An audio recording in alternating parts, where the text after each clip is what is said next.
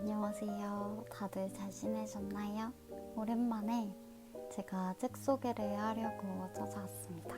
이번에도 더빙으로만 간략하게 책 소개를 하려고 해요. 시작 전에 주변 소음이 들릴 수 있는 점 양해 부탁드립니다. 오늘 소개할 책은 바로 이 책인데요. 글을 맡은 82년생 김지영이 저자, 조남주 작가의 신작 장편 소설입니다. 제가 책을 구매를 할 때 대부분 에세이 위주로 책을 구매하고 읽고 하는데 처음으로 소설책을 구매를 하게 되었어요. 어떤 소설책을 읽어볼지 찾아보다 글을 맞으라는 제목을 보고 저자는 누구일까 하면서 봤는데 조남주 작가님의 책이어서 구매를 하게 되었답니다. 그럼 저와 함께 글을 맛 이야기를 들어보실까요? 이 책은 4명의 아이들 각자 입장에서 전개가 되는데요.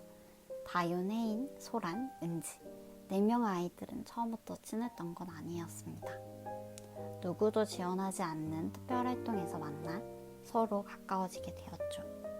아이들은 함께 제주도로 여행을 떠난 자리에서 다소 충동적으로 한 가지 약속을 합니다. 다 같이 신영진고에 진학하자는 약속을 한 뒤 타임캡슐에 넣어 놓습니다.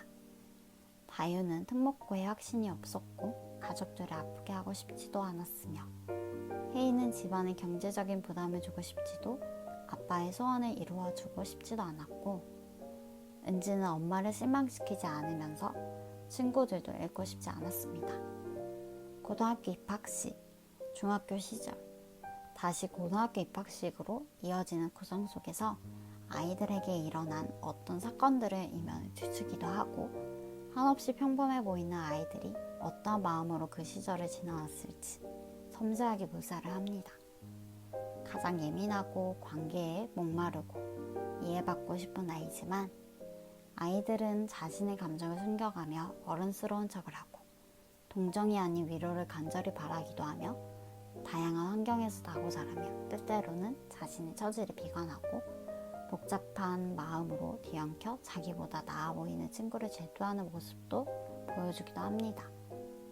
앞날이 바뀔지 모를 이 약속 뒤에서는 저마다의 이유가 있었고 순간의 여러 감정과 계산이 빚어낸 소설은 이 약속을 둘러싼 내 아이들의 속사정을 번갈아 풀어놓습니다. 제가 규르마 책을 읽고 느낀 점은 4명의 소녀들이 친한 듯 친하지 않은, 가까운 듯 가깝지 않은 저마다의 상처를 가슴에 묻은 채 서로가 서로를 이해하고 어루만지며 성장을 합니다.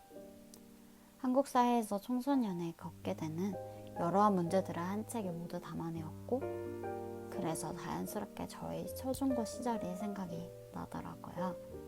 저는 이 책은 학생이던 어른이던 모든 사람들에게 추천을 해드리고 싶네요.